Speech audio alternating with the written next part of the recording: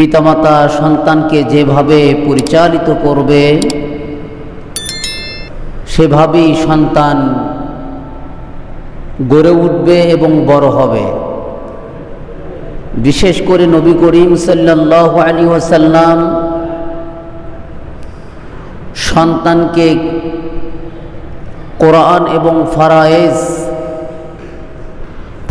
শিক্ষা এবং কোরআন শিক্ষা দানের প্রতি পিতামাতাকে ব্যাপকভাবে উদ্বুদ্ধ করেছে। অর্থাৎ সহজ কথায় বলা যেতে পারে আপনার সন্তানকে আলেম বানান। আমরা এক কথায় প্রকাশ করতে পারি আপনার সন্তানকে আলেম বানান। অন্তর থেকে একটু মুখ খুলে বলা যায় না, আপনার সন্তানকে আলেম বানান। দেখি বলেন তো একবার, কেন আলেম বানাবেন? ইসলামে এলেম ও আলেমের ফজিলত কি, গুরুত্ব কি, এইটা জানলে না আপনি আলেম বানাবেন। না জানার কারণে আমাদের মাথার মধ্যে দুনিয়াদার শিক্ষার গুরুত্বটা ব্যাপক হয়ে গেছে, যার কারণে আমাদের সন্তান সন্ততিকে আলেমের লাইনে পড়াশোনাকে আমরা পছন্দ করি না, নিজের জায়গা থেকে পছন্দ করি না। কেন? বলে কি খাবে, কি বলেন? আমার ছেলেকে মাদ্রাসায় পড়ালে আমার ছেলে কি খাবে, এই চিন্তায় আপনার সন্তানকে আলেম না বানাইয়া দেন স্কুল লাইনে। ফলে আপনি আপনার সন্তানকে আল্লাহর পরিচয় দেওয়া ভুলে যাওয়ার কারণে আল্লাহ রাব্বুল আলামিন আপনার পরিচয়কে আপনার সন্তানের নিকট থেকে ভুলিয়ে দিয়েছে। যেভাবে আপনি আল্লাহর পরিচয়কে ভুলিয়ে দিয়েছেন, ওইভাবে আল্লাহ তাআলা আপনি যে পিতা আপনার পরিচয় ভুলে দিছে। দেখা যায় সন্তান যখন বড় হয়ে যায় তখন পিতাকে চেনে না, সন্তানের মতন অসহায় হয়ে। আজকেই দেখলাম, ফেসবুকে দেখলাম, বৃদ্ধ আপনার মতন বয়োজ্যেষ্ঠ চুল পাকা ক্ষুধার তাড়নায় অভাবে সন্তান সন্ততি তাকে দেখে না, গলা দড়ি দিছে, ফাঁসি দিছে। কি দিছে? ফাঁসি দিছে। ওই সন্তানের নিকটে পিতার মূল্য নাই। পিতা কি সম্পদ, কি জিনিস! পিতা তার জন্য ছিল মক্কা মদিনা, এটা তার বুঝে আসে নাই। কারণ হলো তারা দুনিয়াদার ছিল, দুনিয়াদারের লেখাপড়া তার মধ্যে ছিল, আখিরাতমুখী তাদের মধ্যে লেখাপড়া ছিল না। এই জন্য আপনার সন্তানকে আলেম বানাতে হবে, তাহলে আপনি সফল। আপনার সন্তানকে যদি আলেম বানান, ভুল কাজ করবে না, কখনোই ভুল কাজ করবে না। একজন আলেম সবচাইতে বেশি আল্লাহকে ভয় করে। কাকে ভয় করে? আলেম কাকে বলে? আলেম বলা হয়, ইমাম গজালি রহমতুল্লাহ আলাইহি তিনি বলেন, এলেম অনুপাতে যে আল্লাহকে বেশি ভয় করে সে হলো আলেম। একটা হলো দুনিয়াদার আলেম, আর একটা হলো আল্লাহমুখী আলেম। দুনিয়াদার আলেম সব কিছু করে। এই যে আপনাদের সামনে আসার পথে ওরস দেখলাম, এই মাহফিলেও আলেমরাই আসতেছে। কিছু আলেম আসে কিনা নামধারী, এরা দুনিয়া অন্বেষী। এরা কি বলেন তো? দুনিয়া অন্বেষী। আর একটা হলো আল্লাহকে ভয়কারী আলেম। আল্লাহর নিকটে দামি কারা? বলে যারা প্রকৃত আল্লাহকে ভয় করে চলে তারাই হলো প্রকৃত আলেম, আর তারাই আল্লাহর কাছে দামি। সুবহানাল্লাহ বলেন। আল্লাহ নিজে দলিল দিলেন, আল্লাহ নিজে তিনি সাক্ষী দিলেন। বলেন তো আল্লাহর চাইতে অধিক সত্য কথা আর কারো আছে? আল্লাহ বললেন কোরআনে, ওমান আসদাকু মিনাল্লাহি কিলা, আল্লাহর চাইতে অধিক সত্য কথা আর কার? দেখি উত্তরে কি বলবেন? আর কারো আছে? আল্লাহ তিনি যা বলেন চূড়ান্ত পর্যায়ের সত্য বলেন, এই কোরআন সত্য। উত্তম হেদায়াত রাসূলের বাণী, রাসূলের চাইতে উত্তম হেদায়েতের কথা আর কে বলতে পারে? আর কেউ করে? আল্লাহ বললেন আমার বান্দাদের মধ্য থেকে সবচাইতে বেশি ভয় করে আলেম সম্প্রদায়। কারা ভয় করে? আপনার এলেম থাকলে আমুল বাজবে, আমুল সঠিক হবে। এলেম না থাকলে আপনার আমুল নষ্ট হবে। কি হবে বলেন তো? কথা কি বুঝে আসতেছে? এলেম থাকলে আপনার আমুল বাজবে, আমুল হেফাজত করতে পারবেন, আমুলকে রক্ষা করতে পারবেন। অন্যথায় সারা জীবন আমল করছেন, এলেম না থাকার কারণে একদিন যাইয়া মাজারে সেজদা দিছেন, ওরস করছেন, আপনার পিছনের আমল সব বরবাদ হয়ে গেছে। এলেম না থাকার কারণে, এলেম না থাকার কারণে মানুষের ঈমানকে ধ্বংস করে শিরক। ঈমানকে ধ্বংস করে কি? একসাথে বলেন। আমলকে ধ্বংস করে বেদাত। আমলকে ধ্বংস করে কি? দুইটা স্লোগান আমরা দেব। ঈমানকে ধ্বংস করে শিরক, আমলকে ধ্বংস করে বেদাত। এই দুইটা কর্ম করা যাবে না। অধিকাংশ দেখা যায় মাজারে শিরকের কর্ম বেশি হয়, কিছু ভালো কাজও হয় না তা না। কবর জিয়ারত করা সুন্নাহ, কবর জিয়ারত করা কি সুন্নত। এই সুন্নত কাজ করতে যাইয়া শিরক করে। বলেন তো এই শিরক অপরাধ কি আল্লাহ মাফ করেন? শিরক নিয়ে আলোচনা হয়েছে কয়েক জুমা, শিরক নিয়ে আলোচনা কয়েক জুমা হয়েছে, কয়েক জুমা হয়েছে। শিরকের অপরাধ আল্লাহ তাআলা মাফ করেন না। কিন্তু জেনে রাখেন এই শিরক মুক্ত থাকতে পারে তারাই যারা আল্লাহকে বেশি ভয় করে। কি বলেন তো? শিরক মুক্ত তারাই থাকতে পারে যারা আল্লাহকে বেশি ভয় করে। আর আল্লাহ দলিল দিলেন আমাকে বেশি ভয় করে আলেম সম্প্রদায়। আমাকে বেশি ভয় করে কারা? আজকের আলোচ্য বিষয় হলো এলেমের ও আলেমের ফজিলত। এলেম এবং আলেমের ফজিলত। আপনার সন্তানকে আলেম বানান। প্রশ্ন আমার এখানে, তারই ভিত্তিতে এলেম ও আলেমের ফজিলত। এটা না জানলে আপনার সন্তানকে আলেম বানাবেন না। আল্লাহ তাআলা বললেন সবচাইতে বেশি ভয় করে আমার বান্দাদের মধ্য থেকে আলেম। সূরা ফাতিরের 28 নম্বর আয়াত। সূরা ফাতির 28 নম্বর আয়াতে আল্লাহ তাআলা বলেন ইন্নামা ইয়াখশাল্লাহু মিন ইবাদিহিল উলামা। প্রকৃতপক্ষে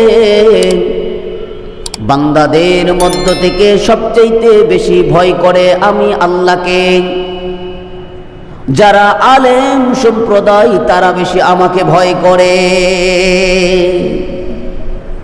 আপনার সন্তানকে বেশি ভয়কারী বান্দা হিসেবে যদি উপস্থাপন করতে চান, দুনিয়াতে রাখতে চান, তাহলে আপনার সন্তানকে আলেম বানাতে হবে। তাহলে আর কোনোদিন বলা লাগবে না বাবা নামাজের আজান দিছে, নামাজে আসো। আপনার ছেলেই আপনাকে দাওয়াত করবে, বাবা নন নামাজে যান। আলেম সম্প্রদায় আল্লাহকে বেশি ভয় করে। নবী বললেন আমি সবচেয়ে বেশি জানি, আমি সবচেয়ে বেশি জানি, তাই আমি আল্লাহকে বেশি ভয় করি। যে রাসূল সাল্লাল্লাহু আলাইহি ওয়াসাল্লামের আগে পিছের সব অপরাধকে আল্লাহ মাফ করেছেন। আয়েশা বললেন ইয়া রাসূলুল্লাহ আপনার তো আগে পিছের সব অপরাধ মাফ, আপনি এত সালাত আদায় করেন, এমনভাবে আপনি নামাজ পড়েন, নামাজ পড়তে পড়তে আপনার পা মোবারক ফুলে যায়, এত কেন নামাজ পড়েন? আপনার তো আগে পিছনে সব অপরাধ মাফ করে দিয়েছে আল্লাহ। নবী করিম সাল্লাল্লাহু আলাইহি ওয়াসাল্লাম তিনি বলেন আমি কি আল্লাহ তাআলার কৃতজ্ঞশীল বান্দা হব না? আল্লাহ যে আমার সব অপরাধকে মাফ করে দিয়েছেন, সেই কৃতজ্ঞতা আদায়ের জন্য আমি এত নামাজ পড়ি। সুবহানাল্লাহ বলেন।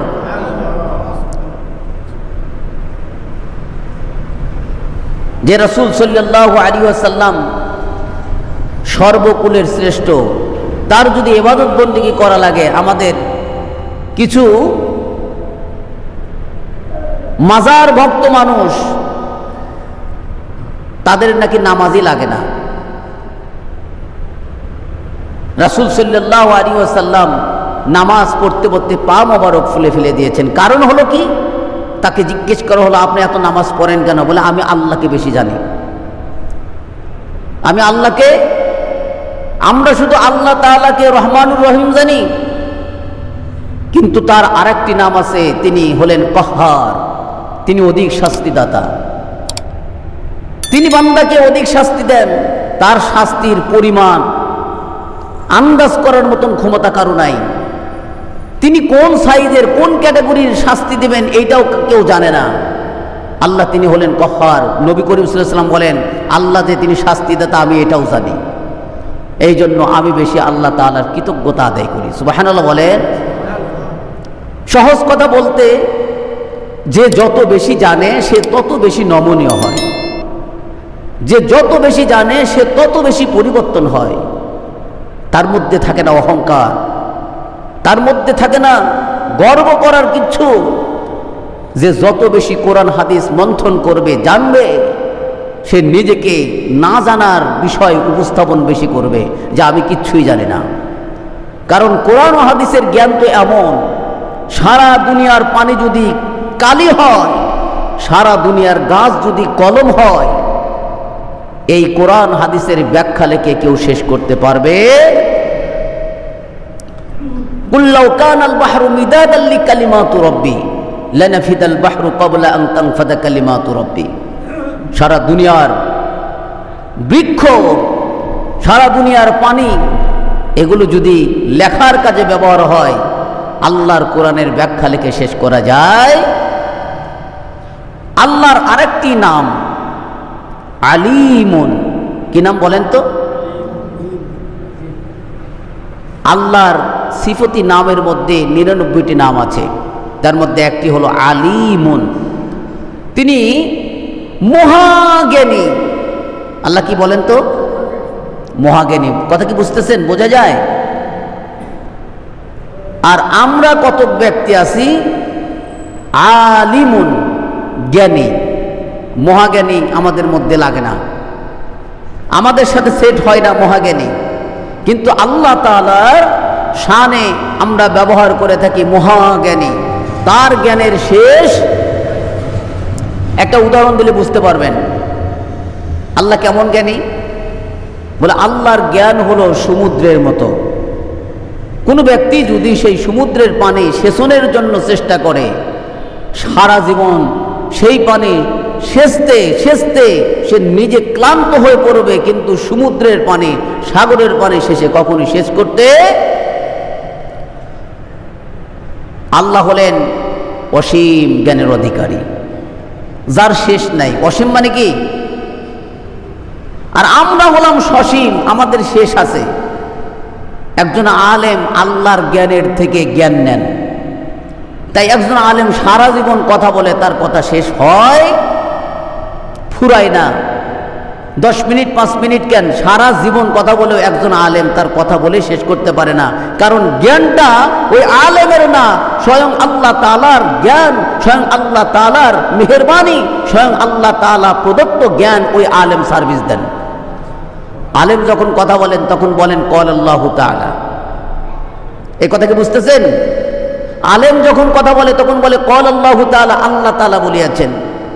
আলেম যখন কথা বলে তখন বলে ক্বালা রাসূলুল্লাহ সাল্লাল্লাহু আলাইহি সাল্লাম, আল্লাহর রাসূল বলিয়াছেন। কিন্তু কত সমাজের মধ্যে, এই দুনিয়ার মধ্যে কিছু ব্যক্তি উল্টো দিক বোঝে, যে আমাদের বিরুদ্ধে আলেম সাহেব কথা বলল, আপনার বিরুদ্ধে রাসূল কথা বলেছে। এই ওরস কি? ওরস মানে বিবাহ অনুষ্ঠান। আপনি কি অর্থ কখনো ভেবে দেখেছেন? ওরস বিবাহ অনুষ্ঠান। শুধু তাই নয়, স্বামী স্ত্রীর গোপন মিলনের যে একটা অবস্থান, সেই অবস্থানকে বলা হয় ওরস। এমন একটি শব্দ ব্যবহার করে মাহফিল দিচ্ছেন। না, এগুলো করা যাবে না, জ্ঞান না থাকার কারণে এগুলো হচ্ছে। আপনার মধ্যে যদি জ্ঞান থাকে আপনি কখনোই অন্যায় কাজে যাবেন না। আল্লাহ তাআলা তিনি বলেছেন সূরা মায়েদা 2 নম্বর আয়াতে বলেন, ওয়া তাআওয়ানু আলাল বিররি ওয়াত তাকওয়া ওয়া লা তাআওয়ানু আলাল ইসমি ওয়াল উদওয়ান। তোমরা ন্যায়সঙ্গত কাজে সাহায্য সহযোগিতা করো, অন্যায় কাজে তোমরা সাহায্য করো না। কে সাহায্য করতে গেলে কোন কাজে করবেন? ন্যায়সঙ্গত কাজে, অন্যায় কাজে করবেন না। আপনি ন্যায় কোনটা অন্যায় কোনটা জানেন না। আল্লাহ রাসূল সাল্লাল্লাহু আলাইহি সাল্লাম বলেন, একজন আলেমকে বশ করা কখনই সম্ভব নয়। শয়তানের জন্য 1000 আবেদকে বশ করা যতটা সহজ, কিন্তু একজন আলেমকে বশ করা এতটা সহজ নয়। 1000 আবেদকে শয়তানের জন্য বশ করা অতি সহজ, কিন্তু একজন আলেমকে বশ করা শয়তানের জন্য এত সহজ, শয়তানের জন্য অধিক কঠিন, ভয়ঙ্কর। এই জন্য আলেম হন, অথবা আলেম হতে পারছেন না, আলেমের ছাত্র হন।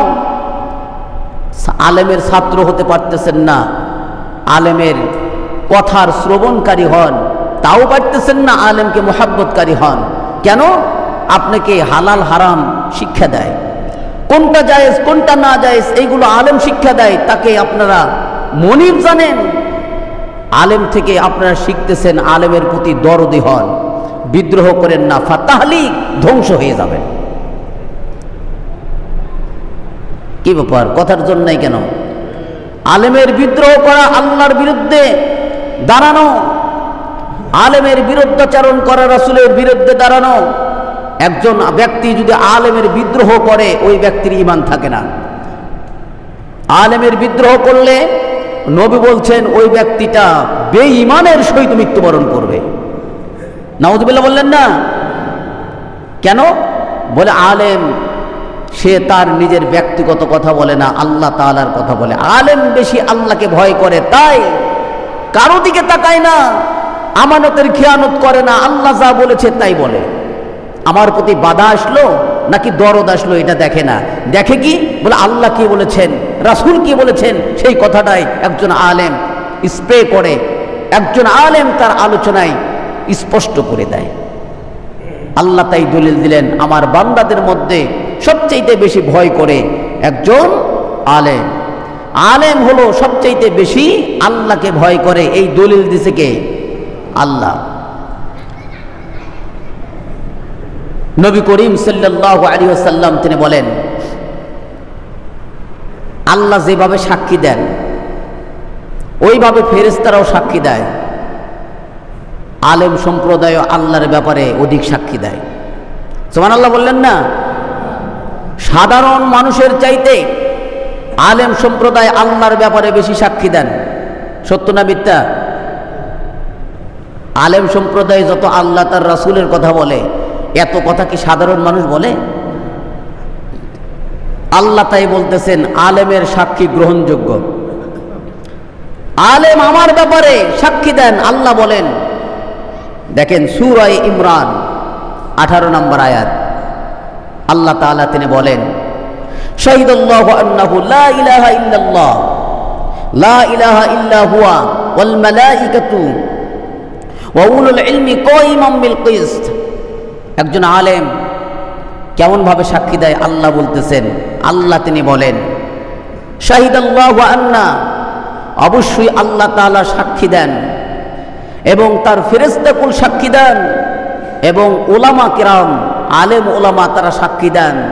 এই দুনিয়ার নিজাম শৃঙ্খলের সহিত, ন্যায় ইনসাফের সহিত, ন্যায় নীতির সাথে আল্লাহ তাআলা এই দুনিয়াকে প্রতিষ্ঠিত করেছেন। এই ব্যাপারে একজন আলেম সাক্ষী দেন, ফেরেশতারা সাক্ষী দেন, আল্লাহ তাআলা নিজে সাক্ষী দেন, ওয়া আন্নাহু লা ইলাহা ইল্লাহু, আল্লাহ ছাড়া কোনো ইলাহ নাই, এই কথার সাক্ষী দেয় একজন আলেম। সুবহানাল্লাহ বললেন না? আপনারা শোনেন না এই কথার সাক্ষী আমি একাধিকবার দিয়েছি, আল্লাহ ছাড়া কোনো ইলাহ নাই? শুনছেন? এভাবে আলেম ওলামা আল্লাহর ব্যাপারে একাধিকবার সাক্ষী দেন। তাই আল্লাহ বলতেছেন, আলেম আমার ব্যাপারে সাক্ষ্য দেয়, সুতরাং আলেমের সাক্ষী গ্রহণযোগ্য। আলেমের সাক্ষী গ্রহণযোগ্য। একজন আলেমের মর্যাদা আল্লাহ তাআলার কাছে আছে। আল্লাহ তাআলার নিকটে আলেমের মর্যাদা বেশি। পৃথিবীতে যত শ্রেণী থাক, আলেমের মর্যাদা আল্লাহর কাছে বেশি। আপনার দৃষ্টিতে আলেমের মর্যাদা কম হতে পারে, তাই তো আপনার সন্তানকে আলেম বানান না আলেম। খাবে কি, পড়বে কি? আলেমই দিলে পরে এত ইনকাম সোর্সই কম, এতে খাবে কি? অথচ আল্লাহ বলতেছেন না না না, আমি সকল মানুষের মধ্য থেকে বাছাই করে নির্বাচন করে আলেম সম্প্রদায়ের সম্মানকে আমি বর্ধিত করে দিয়েছি। সুবহানাল্লাহ বলেন। আল্লাহ তাআলা দুই শ্রেণীর ব্যক্তিদের সম্মান দিয়েছেন, একটা হলো ইমানদার। আপনাদেরও সম্মান আছে, আল্লাহর কাছে ইমানদারদের সম্মান আছে না নাই? আছে। আল্লাহ তার দলিল দেন সূরা মুজাদালা 11 নম্বর আয়াতে আল্লাহ তাআলা বলেন, ইয়ারফাইল্লাহুল্লাযীনা আমানু মিনকুম ওয়াল্লাযীনা উতুল ইলমা দারাজাত। আল্লাহ তাআলা তিনি বলেন, তোমাদের মধ্যে যারা ইমানদার, যারা ঈমান আনয়ন করেছেন, আমার সাথে কি সাক্ষী দেওয়া যায় আমরা ঈমান আনয়ন করেছি? হাত উঁচু করেন তো ভাই। আমরা ঈমানদার, আল্লাহকে সাক্ষী দিলাম আমরা ঈমান আনয়ন করেছি, আলহামদুলিল্লাহ। লসের মধ্যে নাই, মসজিদে এসে কোনো আলোচনায় লস প্রোডাক্ট নাই, লাভের প্রোডাক্ট। আল্লাহ বলতেছেন যারা ঈমানদার তাদের মর্যাদাকে আমি সমুন্নত করেছি। সুবহানাল্লাহ বলেন। ঈমানদার হইলে মর্যাদা উঁচু করেন কে? হাত তুলে ঈমানদার হওয়ার সাক্ষী দিয়েছেন, আল্লাহ আপনার সম্মান বাড়ায় দিবেন না কমায় দিবেন? ওয়াদাকার আল্লাহ। এরপরে আল্লাহ তাআলা বলেন, এই ঈমানদারদের মধ্য থেকে আবারও আমি বাছাই করি। সুবহানাল্লাহ বলেন। ঈমানদারদের মধ্য থেকে আবারও বাছাই করে যারা আলেম সম্প্রদায়, ঈমানদারদের মধ্যে যারা আলেম সম্প্রদায়, আমি তাদেরকে আরো স্পেশালি মর্যাদা বৃদ্ধি করে দিই। সুবহানাল্লাহ। তাহলে আলেমের মর্যাদা আল্লাহর কাছে আছে কি নাই? আল্লাহ তাআলা তিনি বলেন, আমি আলেমের মর্যাদা সর্বদাই দিয়ে থাকি। সর্ব অবস্থায় আল্লাহ তাআলা আলেমকে কদর করে, আলেমকে ভালোবাসে। কারণ আল্লাহ তাআলা তিনি বলেন, ওয়ায়াতাযাক্কারু উলুল আলবাব, জ্ঞানীরা একমাত্র আল্লাহ তাআলার উপদেশ কবুল করে। জীবনে দেখেছেন পাগলে আপনার উপদেশ গ্রহণ করেছে? দেখেছেন? জ্ঞান ছাড়া উপদেশ গ্রহণ করা যায় না ভাই। আল্লাহ তাআলা তাই বললেন, জ্ঞানীরাই একমাত্র আমার উপদেশ কবুল করে, গ্রহণ করে, তারা উপদেশ মানে। জ্ঞান ছাড়া কেউ উপদেশ মানে? তাই আমি জ্ঞানীদেরকে সম্মানিত করেছি। সর্বপ্রথম আপনার আলেমকে, আপনার দেহের মধ্যে সর্বপ্রথম আলেম হলো আপনার কান। কান 1 নম্বর আলেম। সর্বপ্রথম আলেম হলো কান। আল্লাহ ইচ্ছা করলে কানকে পায়ের কাছে সেটিং করে দিতে পারতেন, পায়ের কাছে সেটিং করে দিতে পারতেন, কিন্তু দেন নাই। কেন? আমি আলেমকে সম্মান করি, তাই আল্লাহ তাআলা সবার উপরে সেট করছে, মাথায় সেট করছে। সুবহানাল্লাহ বললেন না? এই যে কোরআন হাদিসের কথা আপনি শুনতেছেন, না শুনে কি জ্ঞানী হওয়া যায়? এই কান সর্বপ্রথম আলেম। আল্লাহ তাআলা তা পরে বললেন, আমি শুধু তাকে ইজ্জত দিয়ে উপরে তুলি নাই, এই কানের সিকিউরিটি আমি নিয়েছি, নিরাপত্তার জিম্মাদার আমি নিয়েছি। আল্লাহ এই কানকে সঠিক রাখার জন্য আমি সিপি করেছি। শুধু তাই করি নাই, ডিপ করেছি, সরাসরি কেউ যেন কানে আঘাত না করতে পারে। সুবহানাল্লাহ বলে। আমি শুধু তাই করি নাই, এই কানের মধ্যে আমি পর্দা করেছি। পর্দা যে কোনো জিনিস সরাসরি যাইয়া প্রবেশ যেন না করতে পারে। এটা একমাত্র কারণ হলো কান 1 নম্বর আলেম হওয়ার কারণে আমি কানের ইজ্জত দিয়েছি। সুবহানাল্লাহ বলে। এরপরে 2 নম্বর আলেম হলো আপনার মুখ। এই মুখ আপনার 2 নম্বর আলেম। মুখ থেকে আবৃত করেন। আল্লাহ তাআলা বলেন, আমি একে ইচ্ছা করলে তো সহজ করে পায়ের কাছে দিলে তো খাবার সহজ করে নিতে পারতো, অথবা হাতের সামনে যদি এই মুখটাকে দেওয়া হয়তো সহজ করে নিতে পারতো, খাইতে পারতো। পশু পাখিকে দেখেন না ভাই, পশু পাখি সেজদা ছাড়া খাইতে পারে না ভাই। আপনাকে একবার বিচক্ষণতার সহিত লক্ষ্য করেছেন, পশু পাখি সেজদা ছাড়া খাইতে পারে না, আগে সেজদা দাও পরে লোকমা খাও।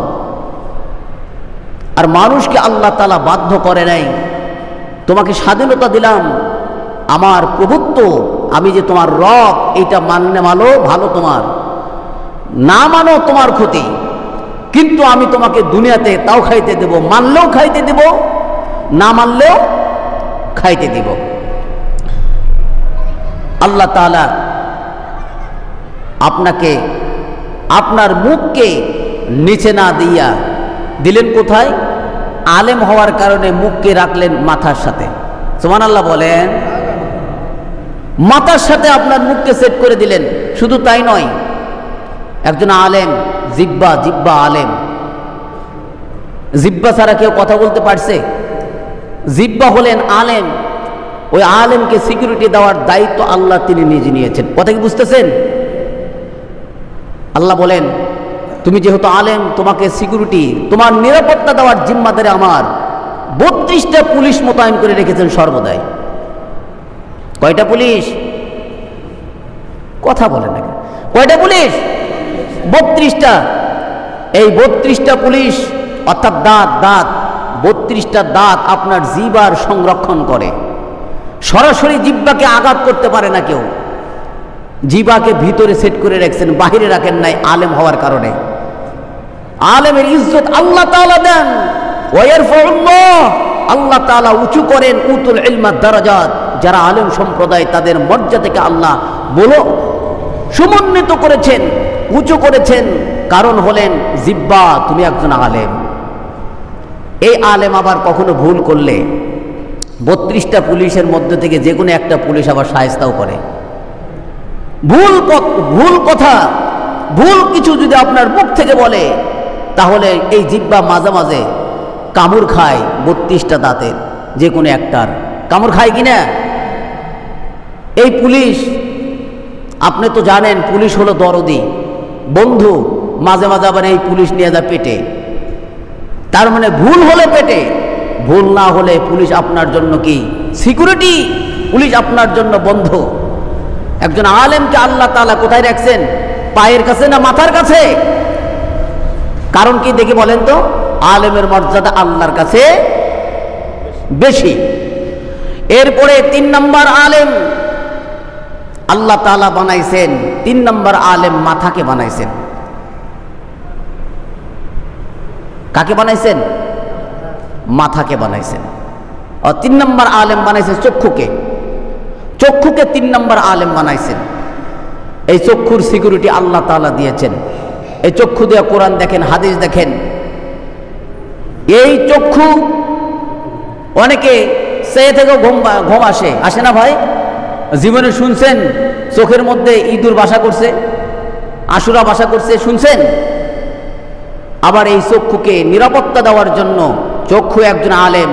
আল্লাহ তাআলা বলেন, আমি আলেমের কদর দিই। চক্ষুকে সরাসরি উপর দিক ফুলাইয়া তুলে চক্ষুকে সেটিং করলে তাও দেখা যাইত, কিন্তু আল্লাহ তাআলা তা করেন নাই, সবার উপরে সেটিং করছে। তারপরেও এই চক্ষুর নিরাপত্তার জন্য একটু চোখের ডিপ রেখেছেন, যেন সরাসরি কোনো ব্যক্তি কোনো কিছুই এই চক্ষুকে আঘাত না করতে পারে। শুধু তাই নয়, চোখের মধ্যে যেন ধুলাবালি না যাইতে পারে, চোখের আঘাত যেন না আসে, এই জন্য পাপড়ির ব্যবস্থা করেছেন। সুবহানাল্লাহ বলেন। এটা কিসের কারণে? চক্ষু 3 নম্বর আলেম। চক্ষু কয় নম্বর আলেম? 3 নম্বর। আপনি ভালো মন্দ বুঝতেছেন না, দেখতেছেন কোনটা ভালো কোনটা ইয়া। ওরজ মাহফিলে তো অর্ধ উলঙ্গ নারী পুরুষ সব এক জায়গায় নাচানাচি করে। এটা দেখে তো আপনি বোঝেন না যে ভালো না মন্দ।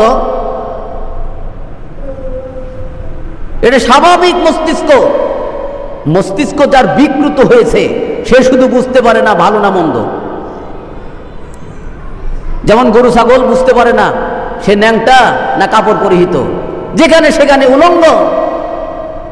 গরু ছাগল আর মানুষের মধ্যে পার্থক্য আছে। আপনার মধ্যে যদি মানুষত্ব জ্ঞান না থাকে, বোধগম্য না থাকে, আপনি তো বালহুম আদল, আপনি তো চার পাওয়ালা জানোয়ার। মানুষ না। মানুষ তো তাকেই বলা হয় যার মধ্যে বোধগম্য রয়েছে। আপনি চক্ষু থাকতে দেখতে পারতেছেন না। আল্লাহ তাআলা তাই বলেন, চক্ষু থাকতে যারা দেখে না কান থাকতে যারা ভালো কথা শোনে না, এরা তো মানুষ নয়, এরা তো মানুষ নয়, এরা চার পাওয়ালা জানোয়ার, জানোয়ার। বলহুম আদাল, বলে না না না না না না, উলাইকা কাল আনআম বলহুম আদাল, চার পাওয়ালা জানোয়ারের চাইতে নিকৃষ্ট। নাউযুবিল্লাহ বলেন ভাই। আল্লাহ এই সমস্ত মানুষদেরকে জাহান্নামের জন্য তৈরি করেছেন। নাউযুবিল্লাহ বলেন। আমি বলি নাই, আল্লাহ বলেছেন। ওয়ালাকাদ জারা'না লি জাহান্নামা কাসীরাম মিনাল জিন্নি ওয়াল ইনস লাহুম কুলুবুন লা ইয়াফকাহুনা বিহা ওয়া লাহুম আয়ুনুন লা ইবসিরুনা বিহা ওয়া লাহুম আযানুন লা ইয়াসমাউনা বিহা। আল্লাহ কতক সংখ্যক জিন এবং মানুষকে জাহান্নামের জন্য তৈরি করেছেন, সৃষ্টি করেছেন। তারা কারা? বলে তাদের কলব আছে, কলব থাকতে বোঝে না। চক্ষু আছে, চক্ষু থাকতে দেখে না। কান আছে, কান থাকতে ভালোটা শোনে না, বোঝে না। এরা মানুষের মধ্যে পড়ে না, এরা জাহান্নামীর উপাদান, এরা জাহান্নামের জন্য প্রস্তুত করা হয়েছে এদেরকে। বলে না না না, এরা হলো চার পাওয়ালা জানোয়ার।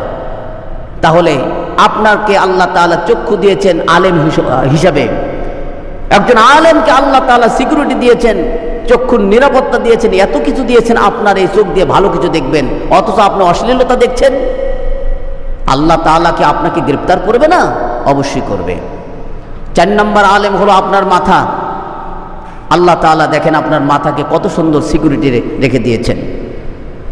মাথার মধ্যে মগজটাকে সুন্দর করে প্রলেপ দিয়েছেন, তার উপরে চুল রেখেছেন।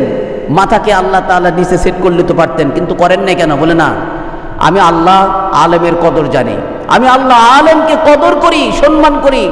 আলেমের স্থান মাথার উপর। আল্লাহ তাআলা এই জন্য আলেমকে মাথার উপরে রেখেছেন, উপরে রেখেছেন, জমিন থেকে উপরে রেখেছেন। আপনার এই মাথার সিকিউরিটি আল্লাহ তাআলা নিয়েছেন। অন্য কোথাও চুল নাই, মাথাতে চুল, সরাসরি কোপ দিলেও কাটবে না। চুল এমনটা একটা মজবুত জিনিস। শুধু তাই নয়, মাথার উপরে প্রলেপ। মানুষের শরীরে যত রগ আছে তার চাইতে বেশি রগ হলো মাথাতে। সারা শরীরে যত রগ আছে তার চাইতে দ্বিগুণ রগ হলো মাথাতে। কোথায় আছে? বিজ্ঞানীরা গবেষণা করে দেখেছেন, তারা বলেছেন মানুষের শরীরে যে রগগুলো আছে, এই রগগুলো যদি প্লাস করা যায়, একটার পর একটা, একটার পর একটা যদি প্লাস করা যায়, এই পৃথিবী 2 বার প্রদক্ষিণ করা যাবে। কথা কি বুঝছেন? বিজ্ঞানী ছাত্ররা বোঝেন, মানুষের শরীরে যত রগ আছে, এইটা যদি একটার সাথে একটা প্লাস করা যায়, তাহলে এই সারা পৃথিবী 2 বার প্রদক্ষিণ করা যাবে, মানে ঘোরা যাবে। এত রগ, তার মধ্যে অধিকাংশই রগ দেওয়া হয়েছে মাথাতে। কেন? বলে মাথা দ্বারা মানুষ পরিচালিত হয়। সুবহানাল্লাহ বলেন না? এই জন্য আল্লাহ তাআলা মাথাকে সংরক্ষণ করেছেন, মগজকে সংরক্ষণ করেছেন, মগজের উপর একটু হাত দিয়ে রেখেছেন, যেন এটাকে কেউ আঘাত না করতে পারে। আল্লাহ তাআলা আলেমের ইজ্জত দেন। মাথার জেহেনে যারা চলে, মাথার বুদ্ধিতে সঠিক পথে পরিচালিত হওয়া যায় না। সদরুল কলব, মানুষের জ্ঞান, সহি জ্ঞান হয় কলব থেকে। কোথায় বলেন? প্রেসিডেন্ট, এই যতগুলো আলেম দেখতেছেন, সবচাইতে বড় আলেম হলো কলবের আলেম, সদরুল কলব। প্রেসিডেন্ট আলেম হলো এই কলবে।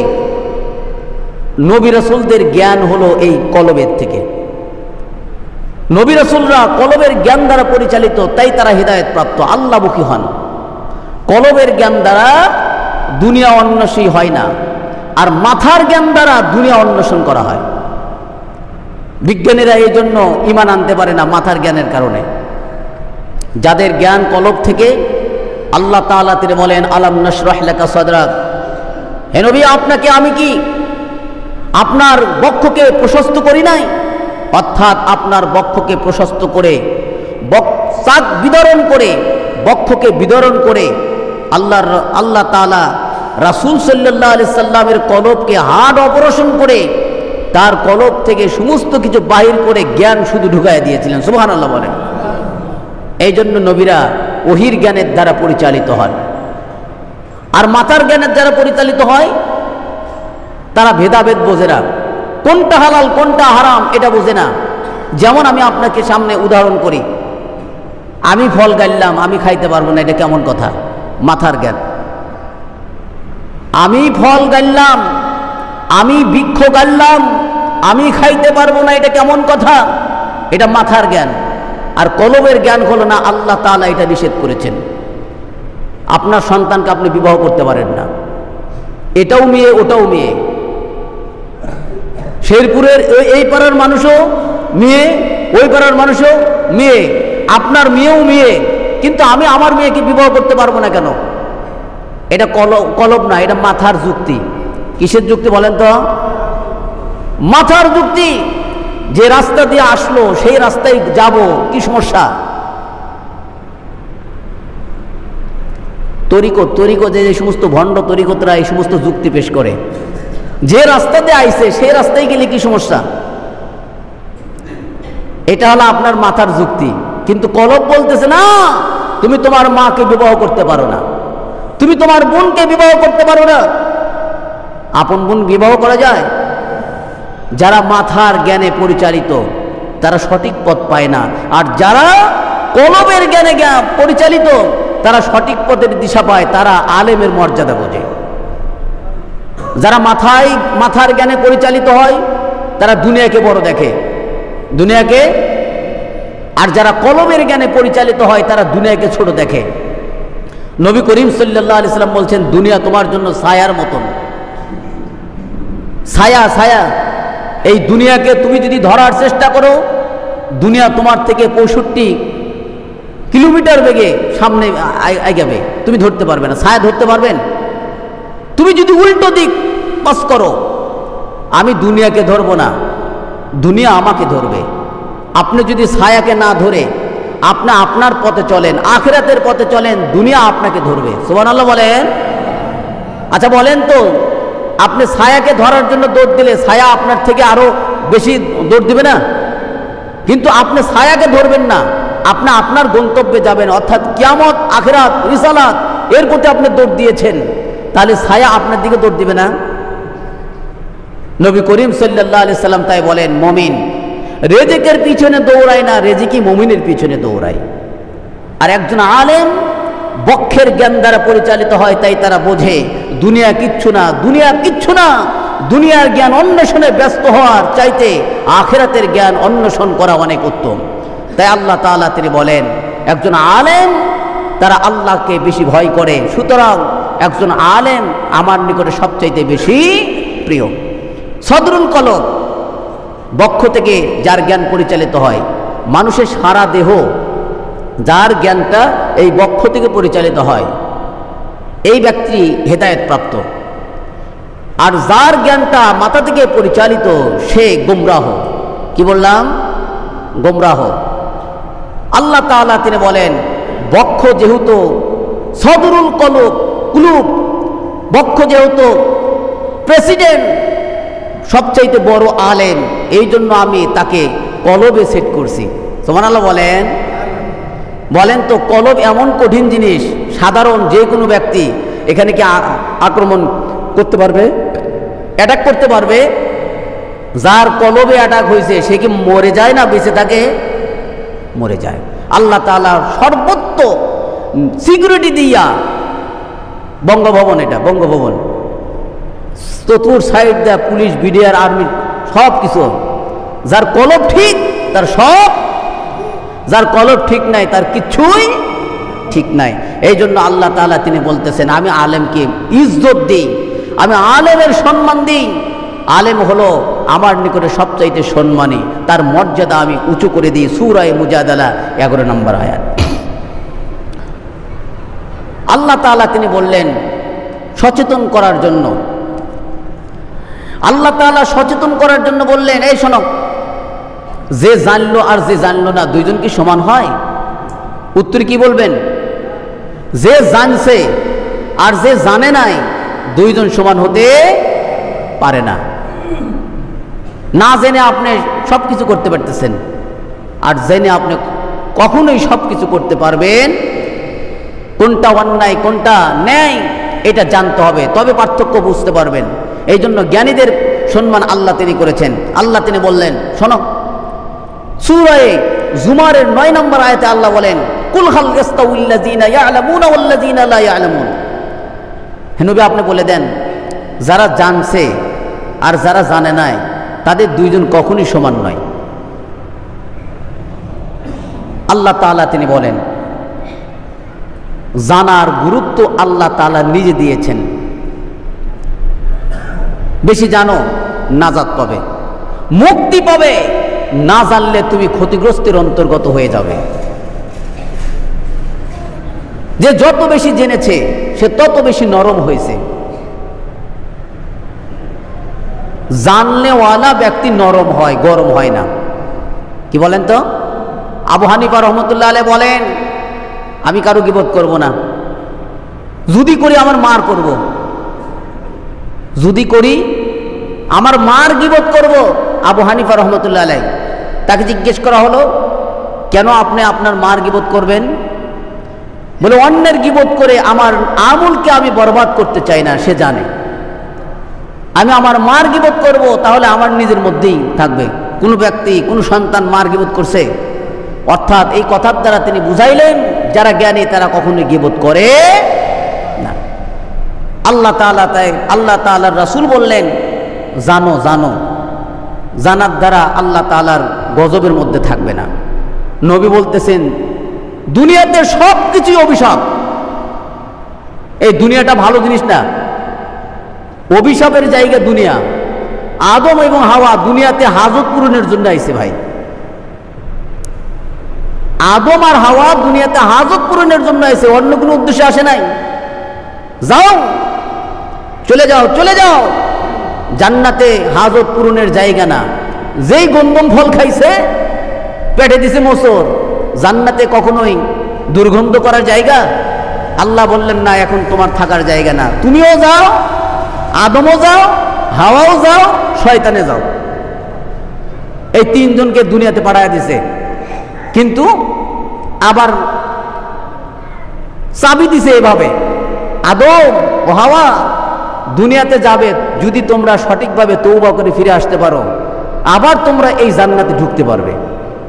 সুবহানাল্লাহ বললেন না? তাহলে দুনিয়ার তাগাদা পূরণের জায়গা।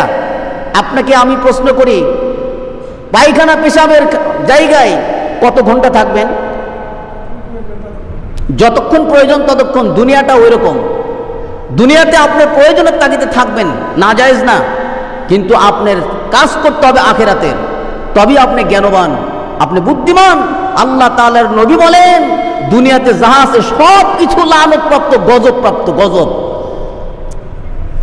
দলিল তিরমিজি শরীফের হাদিস 2322 নম্বর হাদিস। হযরতে আবু হুরায়রা রাদিয়াল্লাহু তাআলা আনহু তিনি বলেন, নবী করিম সাল্লাল্লাহু আলাইহি সাল্লাম তিনি বললেন, আলা ইন্নাদ দুনিয়া মালউনাতুন, এই শুনে রাখো, শুনে রাখো, দুনিয়ার সকল কিছুই অভিশাপ। একটা জিনিস কেউ বাদ রাখেন নাই আল্লাহর রাসূল। দুনিয়ার সকল জিনিসই কি? অভিশাপ, কিন্তু তিনটি বিষয় বাদ। সুবহানাল্লাহ বলেন। আমি শেষের কথা বলবো, এই তিনটার মধ্যে আমরা পড়ি কিনা, এই তিনটার মধ্যে আমরা পড়ি কিনা। দুনিয়ার সবকিছুই, একসাথে বলেন, দুনিয়ার সবকিছুই অভিশাপ। বলেন তো, অভিশাপ মানে আল্লাহ তাআলা গজব দেন দুনিয়ার। কিন্তু তিনটা ব্যক্তির, তিন শ্রেণী ব্যক্তির উপর, তিনটি বিষয়ের উপর আল্লাহ গজব দেন না। তারা কারা? এক নাম্বার, ইল্লা জিক্রুল্লাহ। এক নাম্বার হলো আল্লাহ তাআলার জিকির, আল্লাহ তাআলার স্মরণের মজলিস। আল্লাহ তাআলাকে যে যেভাবে স্মরণ করে, এই মজলিসটাতে আল্লাহ তাআলা কখনোই গজব দেন না। সুবহানাল্লাহ বলেন। এই যে আমরা আলোচনা করতেছি, কার আলোচনা করতেছি? নামাজ পড়বো কার? তাহলে যতক্ষণ আল্লাহর গুণগান করছি ততক্ষণ আমরা গজবের মধ্যে। শুধু তাই নয়, আরো একটু স্পষ্ট করে বললেন, ওমা ওয়ালাহু। শুধু আল্লাহর জিকির না, আল্লাহর জিকির সংক্রান্ত যতগুলো বিষয়, অপশন, মানে আল্লাহ নিয়ে আলোচনা হচ্ছে, এরকম যতগুলো বিষয়, ততগুলো বিষয় গজব মুক্ত। সুবহানাল্লাহ বলেন। দুই নাম্বার, আল্লাহ রাসূল বললেন, আও আলিমান।